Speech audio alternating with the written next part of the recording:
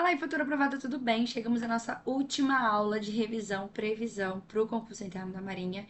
E eu espero aí que vocês tenham aprendido bastante, que vocês tenham conseguido tirar as suas dúvidas, elucidar bastante coisa para o concurso. E eu já vou deixar então aqui a minha boa prova para vocês.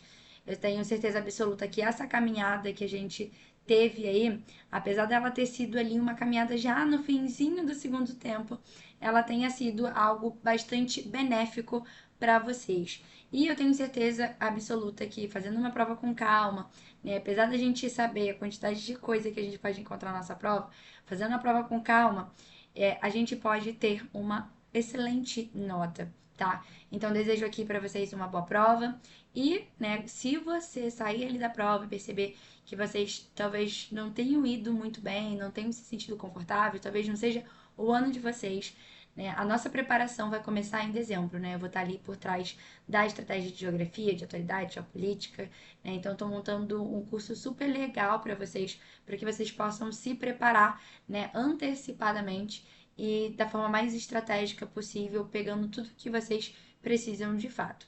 Tudo bem? E aí, a gente viu aí durante a nossa semana que eu apontei, né, algumas coisas bastante relevantes. Então, eu falei para vocês sobre conflitos, apontei para vocês quais seriam os conflitos que, assim, gente, o tema conflito, para mim, eu tenho quase, assim, certeza quase que absoluta, sabe? Porque é muito, muito, muito, muito, muito provável que caia. A questão é que a gente tem um mundo que é imerso a conflitos. Mas a nossa prova ela gosta muito de geopolítica, então conflitos que não tenham ali o teu histórico, mas sim geopolíticos.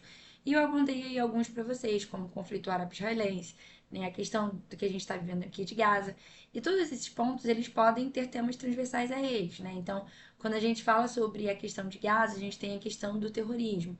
Quando a gente tem a questão de Gaza, a gente tem, por exemplo, a relação dos países ocidentais com os países orientais.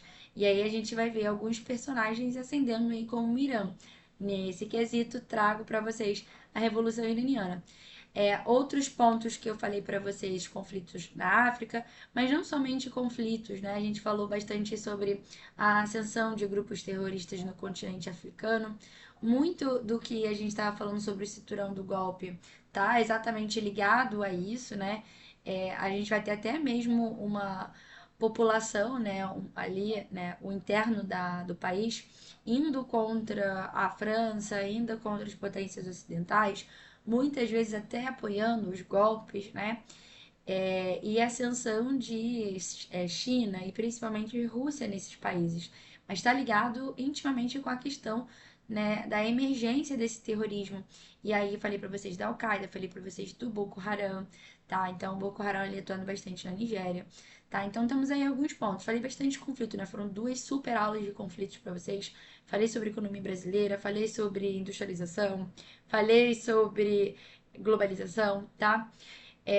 Como eu falei, a ideia aqui era eu pegar os temas mais relevantes, através dos temas mais relevantes eu fazer projeções, e foi o que eu fiz. E o último tema mais relevante, e aí de uma certa maneira, gente, analisando as últimas provas, esse tema caiu, sim, teve esse tema todo ano. Então, pelo menos nas últimas 5 provas, nós tivemos temas sobre meio ambiente, tá? A gente, na questão de meio ambiente, ele gosta bastante de falar sobre os impactos ambientais e as mudanças climáticas. Então, se nos últimos 5 anos nós tivemos uma macro temática, né, um macro tema de meio ambiente, aqui a gente também está esperando uma questão de meio ambiente. Mas, de uma certa maneira, assim como os outros temas, quando eu falo meio ambiente, isso é muito aberto. O que é sobre meio ambiente? A gente vai falar sobre impactos ambientais? A gente vai falar sobre conferências ambientais? A gente vai falar sobre acordos ambientais? Bem, gente, pode ser muitas coisas, tá? Nos últimos anos a gente falou sobre aquecimento global, ilhas de calor, vimos questões sobre unidade de conservação, tá? Então temos bons pontos aí a serem colocados nessa temática. Mas eu trouxe aí, como eu fiz nas outras aulas, eu trouxe aí para vocês os microtemas, tá? Então, dentro desse grande tema, que é meio ambiente e mudanças climáticas, eu acredito que ele possa trazer pra gente os impactos do efeito estufa e o aquecimento global. E nesse caso aqui, especificamente, a gente não pode esquecer que o efeito estufa, ele é algo natural, mas que foi potencializado pelo homem. O efeito estufa, ele é um fenômeno que existe dentro do planeta Terra, na qual os raios solares eles vão ultrapassar barreiras protetivas da Terra, vão, né, ser absorvidos pelos continentes, esses raios solares vão ser absorvidos pelos continentes e vão ser refletidos por corpos d'água. Esses raios solares que são refletidos, uma parte dele volta para a Terra, tá? E outra se dispersa no universo. E aí, nesse caso, tá? Então, explicando aqui para vocês, só para vermos como funciona o efeito estufa. Eu tenho aqui, né, pelo menos a camada de ozônio, e na camada de ozônio eu tenho os raios solares entrando, tá? Então o sol ele vai emitir energia. Vou colocar aqui para vocês em termos de números. Não são esses números, tá? Só tô dando um exemplo aleatório para que vocês possam compreender o que é esse agravamento do efeito estufa, porque o efeito estufa em si ele não é um problema pra gente. Imagine então que eu tenho aqui os raios solares entrando na Terra com 100% da sua capacidade, tá? Também não sei se é 100%, mas vamos botar 100%. Vai chegar na Terra com esse 100%, uma parte vai ser absorvida. Então, vou botar aqui, ó, 40, sei lá, vou botar até menos, 30% desses 100% que entrou vai ser absorvido pelo continente, pela vegetação e etc. E esse 70% vai ser refletido por corpos d'água, né? Então, o planeta, ele tem muita água, né? A gente tem muitos oceanos. Então, grande parte dessa energia que entra, ela vai ser refletida. E aí, o que que acontece? Desses 70%, né? Vamos pensar que 30 vão voltar, vão bater lá na camada de ozônio e vão voltar. Então, 30% desses 70% vão voltar. E aí, imagina que eu tenho 30, 40 vai dispersar em direção ao universo, ok? Então, isso aí seria algo normal, algo comum. E é muito importante, porque é esse calor aqui, é o fato da gente ter calor dentro da Terra, que mantém, né, os ecossistemas, que mantém a vida como a gente conhece, tá bom? E aí, o que que acontece? Nós estamos praticando, né, queimadas, desmatamento, né? Nós, sociedade como um todo, né? Porque a gente acaba tendo impacto nesse quesito também. É queimada, é desmatamento. A gente viu, né, como foi bizarro nesse ano a questão das queimadas no Brasil. No mês passado, no mês retrasado, São Paulo chegou a ficar com a pior qualidade do ar do mundo, tá? Ano passado, por exemplo, Manaus chegou a ficar com a terceira pior qualidade do ar do mundo. A gente teve aí grande parte do Pantanal sendo devastado, a Amazônia sendo devastado, o Cerrado sendo devastado. E quando a gente fala sobre queimadas no Brasil, a gente sabe que existem alguns biomas, tais como o Cerrado e o Pantanal, que ele tem regime de fogo. O que isso significa? Que ele pega fogo sozinho, tá? Então ali eu tenho um período de seca e essa seca, né, ele permite com que a vegetação pegue fogo sozinho. E aí a gente tem, né, a questão da própria configuração espacial dessa vegetação que acaba alastrando. E aí, floresta amazônica, uma floresta úmida, ela não pegaria fogo sozinha. Então a gente tem fatores que são naturais, mas fatores principalmente que são antrópicos. Muitas vezes, para passar ali o gado ou passar ali, né, minha commodity, eu vou queimar aquela vegetação porque é muito mais rápido, né, para eu retirar essa vegetação. Tudo bem? E aí, nesse quesito, a gente vai falar de queimadas ilegais, a gente vai falar de queimadas criminosas no Brasil nesse ano, tá? E aí, nesse sentido, a gente pode, por exemplo, fazer várias relações, falar sobre o agronegócio, falar sobre mudanças ambientais, etc. E aí, trouxe aqui para vocês, né, uma notícia que fala: Brasil concentra 71,9% das queimadas na América do Sul nas últimas 48 horas, tá? Seca atinge 58% do território nacional. E aí o que que acontece, gente? A gente tem essa questão das queimadas criminosas, mas, de uma certa maneira, quando a gente olha para o ano passado, a gente vai ver uma anomalia climática associada ao agravamento do efeito estufa, que se chama El Niño. A gente agora nem fala mais de aquecimento global, a gente fala de ebulição global, tá? Ou seja, a gente já entrou no momento de ebulição mesmo, como se estivesse fervendo, tá? E aí a gente vai ter diversas anomalias climáticas. E ano passado a gente passou por um super El Niño. tá? Super El Niño. E o El Niño, ele é o aquecimento das águas do Pacífico. Pô, professora, mas o que as águas do Pacífico, aquecimento das águas, tem a ver com o Brasil que é banhado pelo Oceano Atlântico? O que acontece? Gente, por mais que a gente tenha o Pacífico do outro lado da América do Sul, né, a gente não tenha contato mesmo com as águas do Pacífico, quando eu aqueço as águas do Pacífico, eu aqueço também a atmosfera que está em cima desse Pacífico, né? E aí o que vai acontecer? Eu basicamente vou ter uma mudança nas células de pressão e aí eu vou desequilibrar toda a atmosfera. Então a gente faz queimada, a gente queima combustíveis fósseis, a gente utiliza muitos refinados, né, de petróleo. E isso, né, as queimadas lançam poluição, a queima de combustível lança poluição. E outra coisa, eles lançam gases do efeito estufa. O principal gás do efeito estufa que vocês conhecem é o CO2. Então, o que acontece? Primeiro que já são gases quentes. Segundo, ele agrava esse efeito estufa, tá?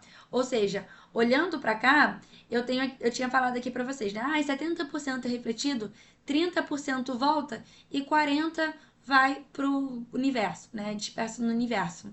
Aqui, em vez de ser 30, eu vou ter 50. Então, antes que eu tinha 30% de uma radiação, agora eu tenho 50.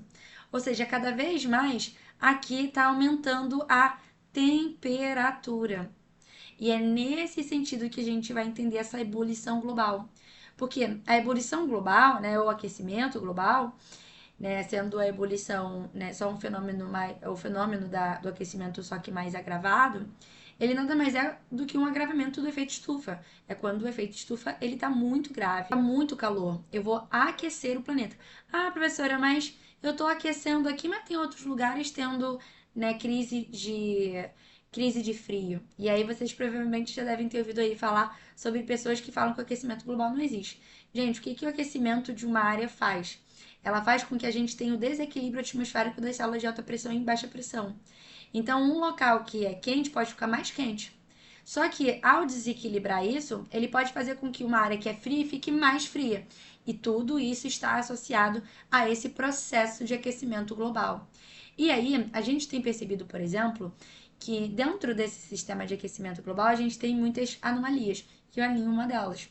E aí, nesse quesito, falando para vocês, né, sobre os efeitos do El Niño no Brasil, o El Niño ele vai trazer muita chuva para o sul e para o sudeste e vai trazer longos períodos de estiagem, vai trazer muita seca para o norte e para o nordeste.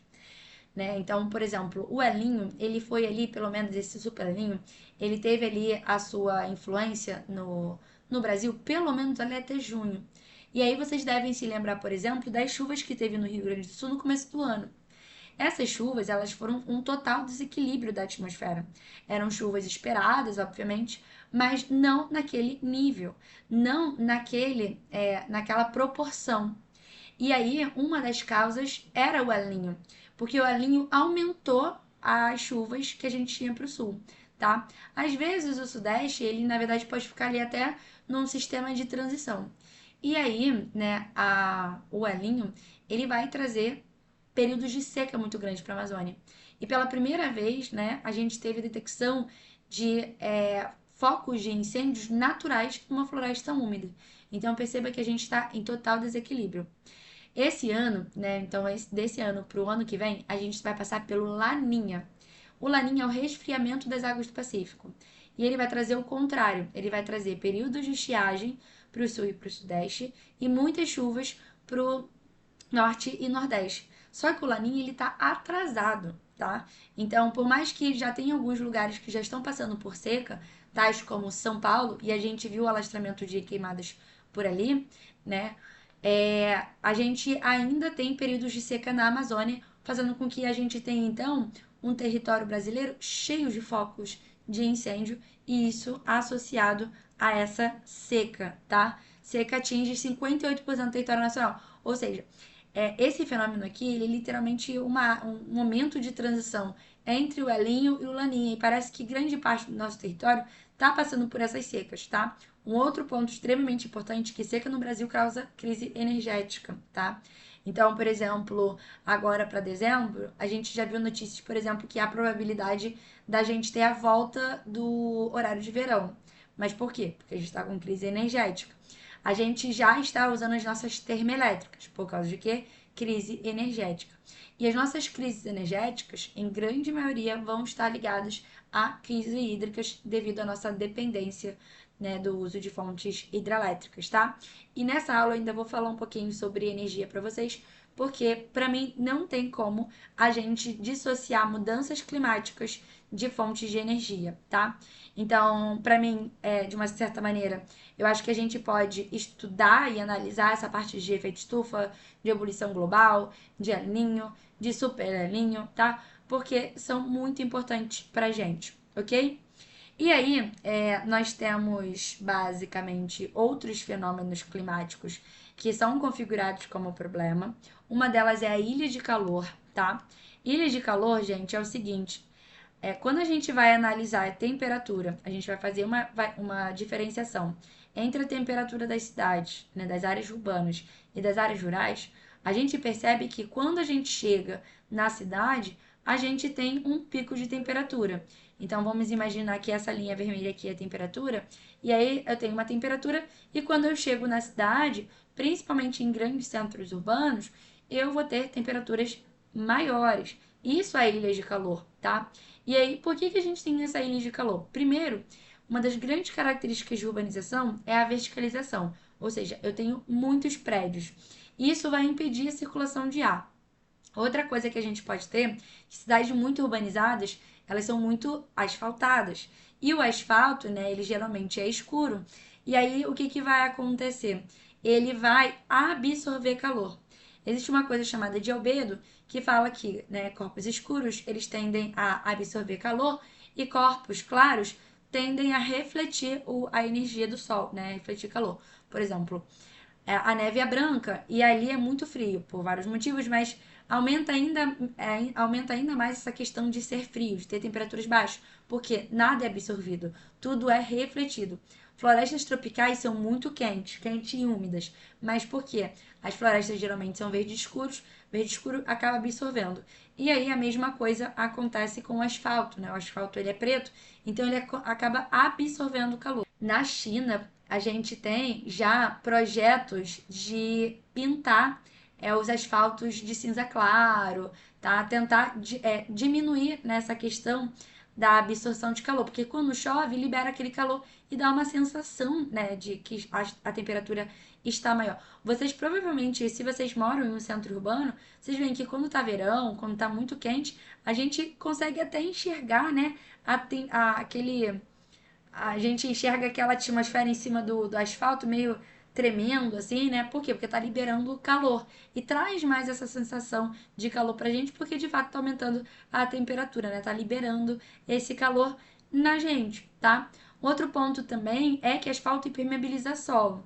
E aí, né, a gente vai ter diversos problemas com essa questão de impermeabilização, tais como aumentos de enchentes e etc. Coisa que a gente poderia fazer, né, ligação como também as enchentes que aconteceram no Rio Grande do Sul, tá? O Sul aí é uma área muito urbanizada, então acaba que a gente tem vários problemas, atmosféricos ou não, ligados a um processo de urbanização muito rápido, tá?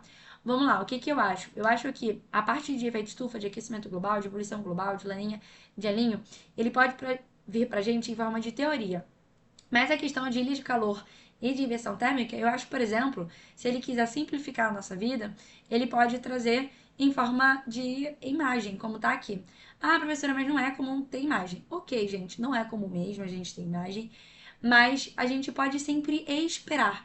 Então, por isso que eu trouxe aqui a imagem para vocês, para que vocês possam olhar, visualizar e detectar, né, o que é efeito estufa, o que é ilha de calor e aqui o que é inversão térmica.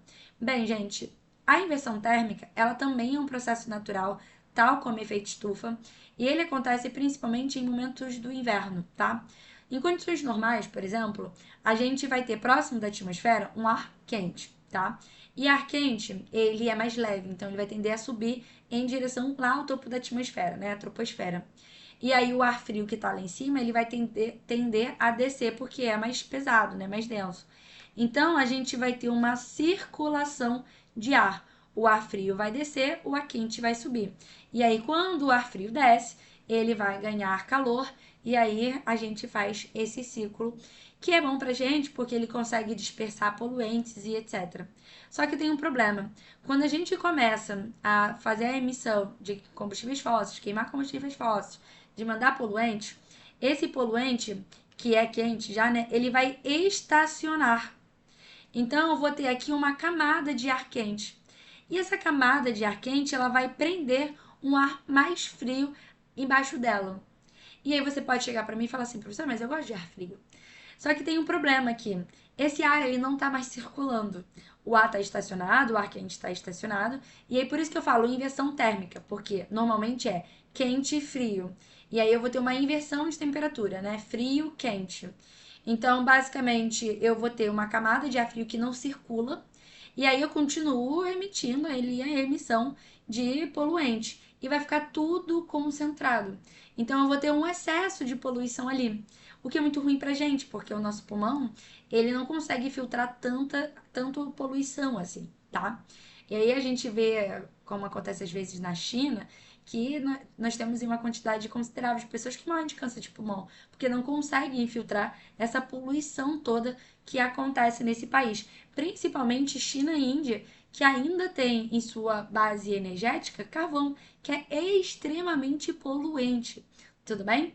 Então, aqui, ó, para vocês chegarem a entenderem o que é inversão térmica, o que é ilha de calor e o que é efeito estufa, tá? Então, nesse sentido aqui, a gente precisa focar também nos problemas atmosféricos. Falei alguns bons para vocês. O único que eu não botei aqui foi a chuva ácida, tá? A chuva ácida também é um problema atmosférico. A chuva por si só, ela já tem uma acidez inerente dela, tá? É uma característica natural dela. Só que quando eu tenho ali a emissão de gás de efeito estufa, eu tenho ali a queima de combustíveis fósseis, eu tenho a emissão de poluentes, né? Esses poluentes, né, que são elementos químicos, que são ali, né, produtos químicos, eles vão reagir com a água das nuvens, né, que estão presentes nas nuvens, e vão aumentar a acidez dessa chuva.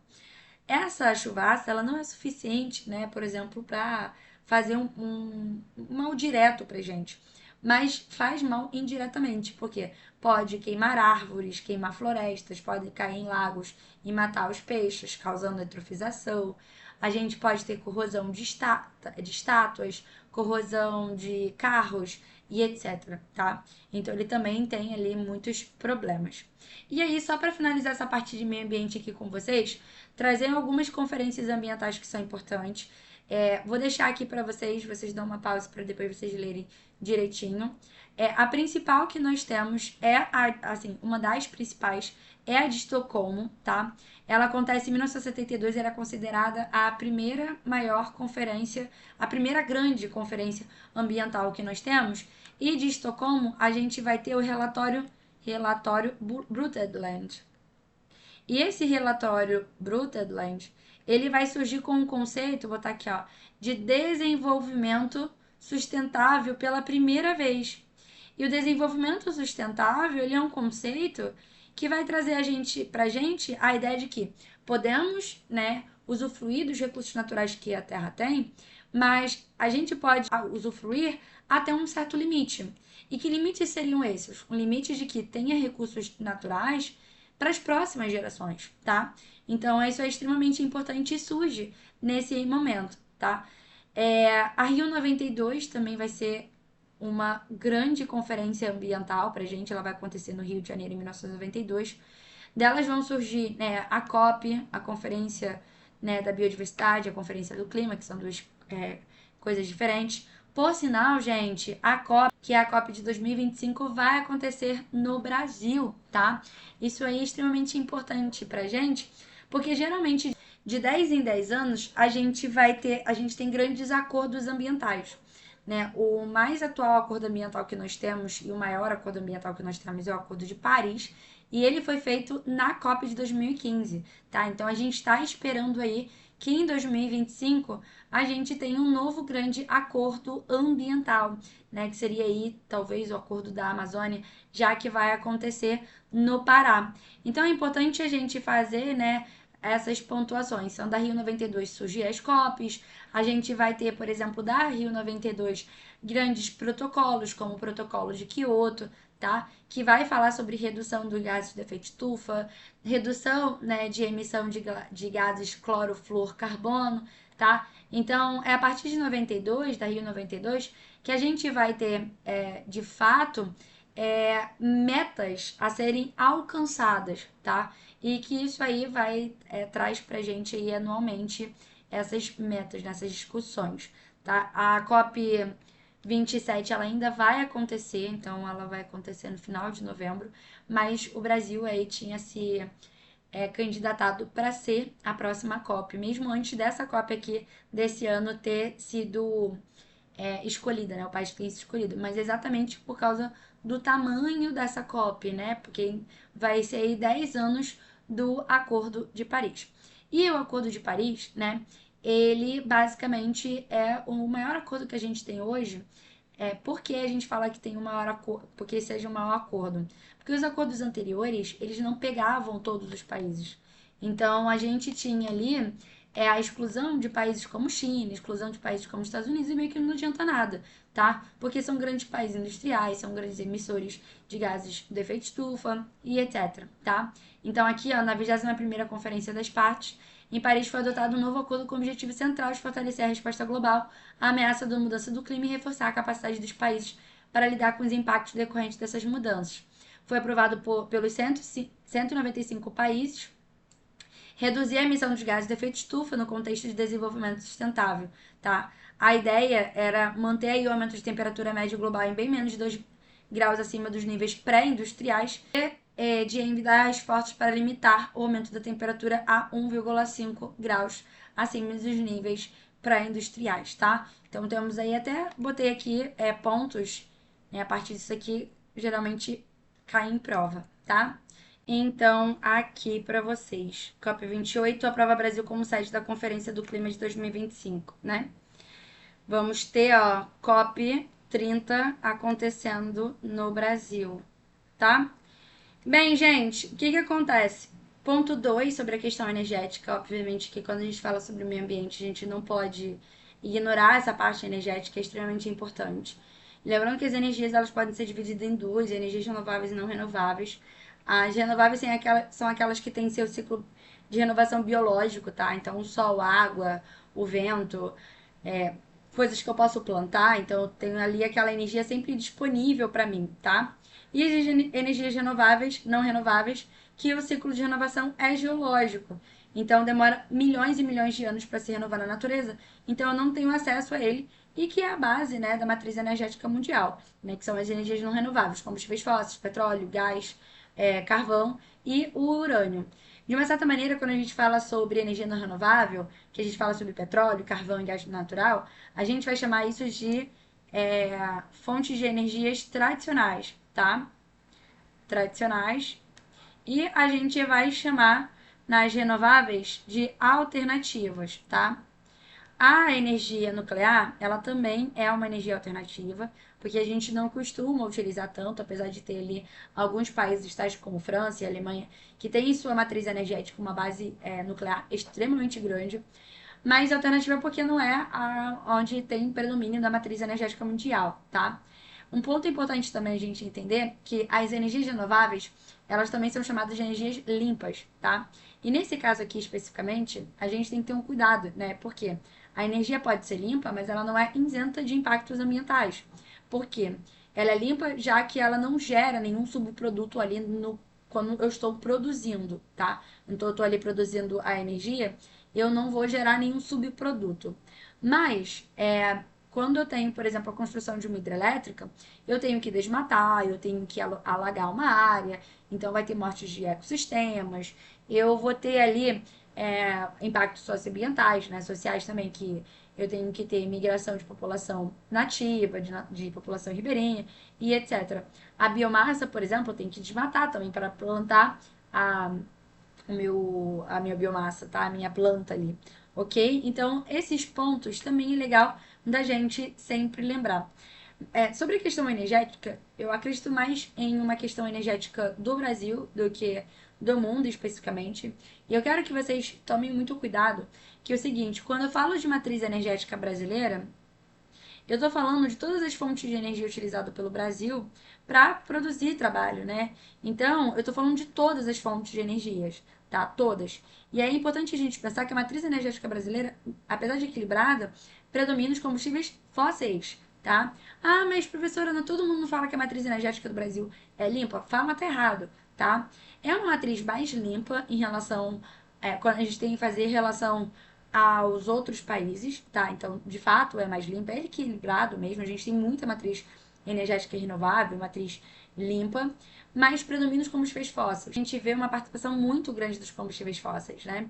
A gente tem em 2011 o Plano Nacional de Energia, e aí, de uma certa maneira, a gente tem um maior investimento em energia hidrelétrica, tá? Só que é importante a gente pensar o seguinte: a gente tem uma matriz energética que é poluente, né?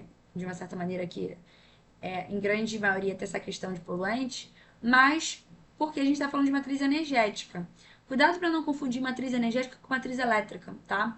Porque a matriz energética é todas as fontes de energia para trabalhar, para realizar trabalho, para realizar algum tipo de função na sociedade.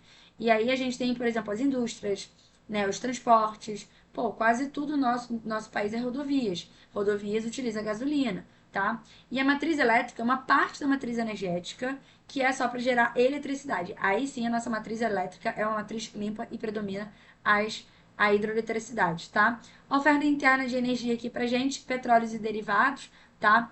Nesse caso aqui, a gente já tem de 2023, e aí é esse gráfico aqui que vocês têm que de fato analisar para entender a importância, né, e o peso que os combustíveis fósseis têm na nossa matriz. Porque é o que a gente tem de oferta para a gente usar, ok? Não somente aquilo que a gente tem disponível, tá? Lembrando que o carvão mineral do Brasil disponível é um carvão bem ruim. Então aqui, ó, é bastante coisa, tá?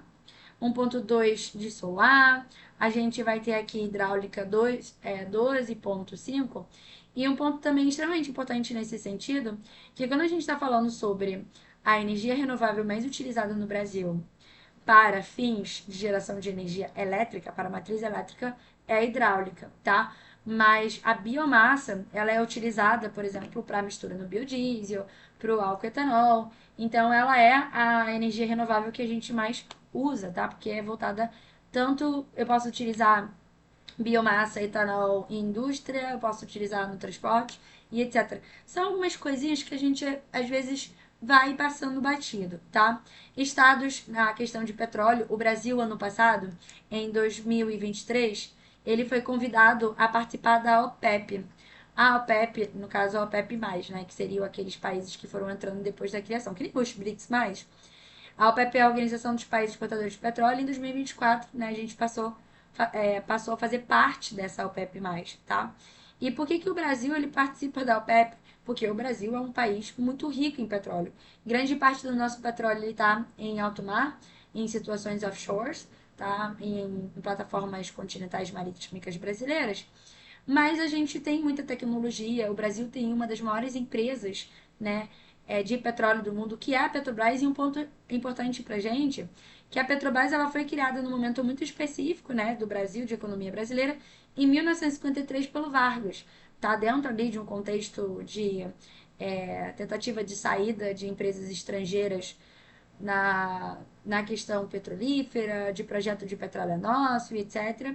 E depois a Petrobras ela foi se fortalecendo. Na década de 70, quando a gente descobre petróleo em alto mar, porque antes a gente só tinha exploração petrolífera continental, vai ser assim uma mudança drástica para a indústria petrolífera do nosso país. Né? Lembrando que a indústria petrolífera é uma grande base para a indústria automobilística, né, para a segunda revolução industrial e etc, tá? E aí eu coloquei alguns gráficos que eu acho importante para vocês para trazer assim, né, para que a gente possa discutir. Os estados que mais produzem petróleo no Brasil, a gente tem aqui Rio de Janeiro, Espírito Santo e São Paulo. Bem, gente, o Rio de Janeiro vai ser pela Bacia de Campos. A gente descobre a Bacia de Campos num momento também bastante específico da economia brasileira, onde a gente está tentando se recuperar né, da primeira crise do petróleo, tentar diminuir a nossa dependência, né, do petróleo estrangeiro. Então a gente acha aí a bacia de Campos. E, né, a bacia de Campos do Espírito Santo e a bacia de Santos, em São Paulo, elas compõem o que a gente chama de pré-sal, tá? Apesar da gente ter a maior produção petrolífera na bacia de Campos, a bacia de Santos também tem ali uma reserva muito importante de pré-sal. E eles formam ali, né, pra gente essa grande reserva, né, petrolífera de abaixo do sal, ok? E aí é o que a gente tem explorado principalmente e que garantiu aí a nossa autossuficiência no início dos anos 2000, ali por volta de 2007. Lembrando que a autossuficiência brasileira não significa que a gente parou de comprar petróleo. Significa que a mesma quantidade de petróleo que a gente compra, a mesma quantidade de petróleo que a gente vende, né? A gente não pode esquecer que o tipo de petróleo do Brasil é um petróleo mais bruto, mais difícil de ser refinado. Quando a gente começou a colocar refinarias no Brasil, a gente não tinha ali ainda conhecimento do nosso petróleo, então grande parte é de petróleo fino, e por isso que a gente continua importando petróleo e vendendo nosso petróleo, mas isso aqui, ó, é matéria, papo para outra aula, tá? E uma aula só sobre a indústria petrolífera no Brasil, tá? Extração de petróleo bruto, ó, por exemplo, em 1975, 95% era feita em extração em terra, né? E hoje 91% é feito em extração no mar, na plataforma continental, tá? Pensando aqui nessa questão da Petrobras, fazendo aniversário ano passado, esse ano a gente teve a Eletrobras fazendo aniversário, né, que é a Eletrobras de 54, são duas importantes indústrias de base criada pelo Vargas, vai fazer associação com aquela aula lá que eu falei sobre economia brasileira para vocês, tá? Então, e, assim, aniversários. Ou seja, tem vários pontos aqui que são relevantes para que a gente possa discutir esse assunto, tá? E a questão do gás natural, que a gente tem tido aí um aumento bastante significativo da produção de gás, apesar de a maior parte do nosso gás ele é comprado da Bolívia através do gasoduto Gazprom, mas de uma certa maneira a gente tem aí também aumentado o uso, né, a participação do uso do gás dentro da nossa matriz energética pelo fato de precisar diminuir, né, o uso de petróleo, já que petróleo e carvão eles queimam e na hora da queima a gente tem uma produção muito grande de poluentes, a gente tem uma produção muito grande, né, de emissão de gases de efeito estufa, e o gás natural ele não polui tanto, tá? Então ele acaba sendo uma alternativa aí. E aí os estados que mais têm produção de gás, Rio de Janeiro, Espírito Santo, Amazonas, São Paulo. E perceba então, gente, professora, mas o gás natural, ele não aparece junto com o petróleo nas bacias sedimentares? Sim e não, tá? São estágios. Às vezes eu tenho uma bacia que não tem petróleo, e aquela bacia ela vai amadurecendo, aí eu tenho petróleo e gás, e aí vai amadurecendo e só tenho petróleo, né? O gás ele vai embora. Então, por mais que a gente tenha um pouquinho de cuidado, tá? Que não é todas as áreas que são petrolíferas que também vão ser de produção de gás, tá? E a gente tem Rio de Janeiro, Espírito Santo, Amazonas, São Paulo, tá? Perceba aí, ó, que o Amazonas acaba configurando, né, entre os três primeiros, porque ali a gente tem uma importante bacia, que é a bacia do Urucu, tá? A bacia uma bacia amazônica de produção de gás, produção até mesmo de petróleo. Não podendo esquecer, gente, que recentemente encontramos importantes reservas, né, em bacias petrolíferas na região norte do Brasil, e aí pode ser o novo pré-sal brasileiro. Mais gráficos aqui para vocês, evolução das reservas nacionais de petróleo entre 2000 e 2010. Então a gente percebe aí que as reservas nacionais de petróleo acompanham o crescimento das reservas do Rio de Janeiro, tá? Oferta de energia elétrica, agora falando especificamente sobre matriz elétrica. 65% da nossa matriz elétrica vem da hidráulica, 7,3% biomassa, 13% de gás natural, tá? Aqui é para geração de energia elétrica, tá? E aí, de uma certa maneira, a gente percebe que o que predomina no Brasil são as energias hidrelétricas e as termoelétricas, sendo as termoelétricas, né, usadas principalmente por gás no Brasil, mas também pode ser usadas com biomassa, etc. Mas principalmente com gás, né? Só que a termoelétrica é mais cara, tá? Então, em momentos de crise elétrica, no caso por causa de crise hídrica, e qual é a relação que nós temos? Com a falta d'água, a gente não vai ter água nas usinas. Então, a gente vai ter um rebaixamento da água dentro dos reservatórios e a gente não vai ter como gerar energia. Esse é um problema, né, da questão hidráulica, da questão da energia hidrelétrica não tem água, não tem energia, tá? Em 2001 a gente passou por diversos apagões. A gente vai ter um plano decenal de energia que vai tentar investir mais em hidrelétrica, apesar de, no ano de 2001, quando a gente tem as hidrelétricas, quando a gente tem os apagões, basicamente 80, 90% da nossa matriz elétrica era pautada em hidrelétrica. Então teve uma crise hídrica e teve uma super crise energética. Tá? Então teve uma super crise elétrica e a gente começou a ter um monte de apagão no Brasil, tá? E aí a gente depois foi diminuindo essa dependência, botando termoelétrica, tá? Em 2011 a gente vai ter o Plano Nacional de Energia, construção do Sistema Integrado Nacional, né, que é tentar interligar todas as hidrelétricas para que faltou energia numa parte numa hidrelétrica, a gente consiga trazer energia de outra hidrelétrica. Então esses pontos são extremamente importantes, tá? E aí, a partir do Plano Nacional de Energia, a gente vai ter um maior investimento, novamente, em hidrelétricas, porque, gente, energia e transporte são gargalos econômicos dos países. E eu preciso sempre estar investindo em energia e em transporte para que aquele país ele seja atrativo para receber investimentos. E aí o Brasil ele estava ali no momento bom de muitas commodities, bom aí de algumas áreas sendo industrializadas, então precisava de energia. E aí qual foi a grande solução? Energia hidrelétricas na Amazônia. Tá? Então, por exemplo, a gente construiu Belo Monte, que é uma usina totalmente brasileira, Giral, Santo Antônio, etc. Tá? E uma área que é bastante problemática, né? Que para eu construir uma usina hidrelétrica, eu preciso de matar, né? E aí, evolução da produção de biodiesel na questão da biomassa, tá? Lembrando que a principal biomassa que nós temos no Brasil é da cana-de-açúcar, mas a gente utiliza o bagaço da cana, né? E que a gente vai começar a produzir mesmo bastante biomassa a partir do proálcool, tá? Então, uma tentativa também de diversificar a fonte energética brasileira, né? Diminuindo a dependência do petróleo pós-crise do petróleo, tá?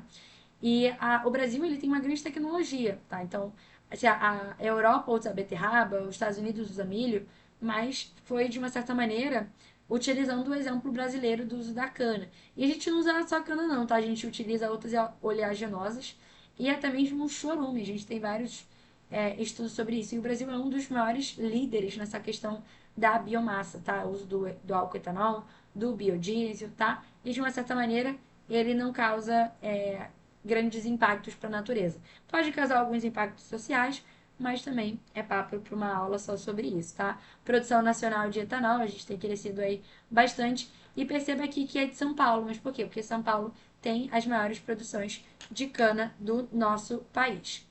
Show! É isso. Acabamos. Espero que vocês tenham gostado. Essa aula aqui foi para fechar alguns pontos que eu queria para a prova, né? Que é a questão energética, que vocês entendessem por que eu estou falando sobre questão energética. Vejo vocês numa próxima, já sabem, me siga nas minhas redes sociais. Qualquer dúvida, manda mensagem para mim lá no @profjessicafontes. E se você tem interesse em participar do nosso preparatório em 2000 e para 2025, né? As aulas vão iniciar já em dezembro, então vamos começar a preparar logo agora. Só deixar o seu nome na lista de interesse ou mandar aí mensagem para mim ou pela prova Marinha. Ok, é isso. Até mais.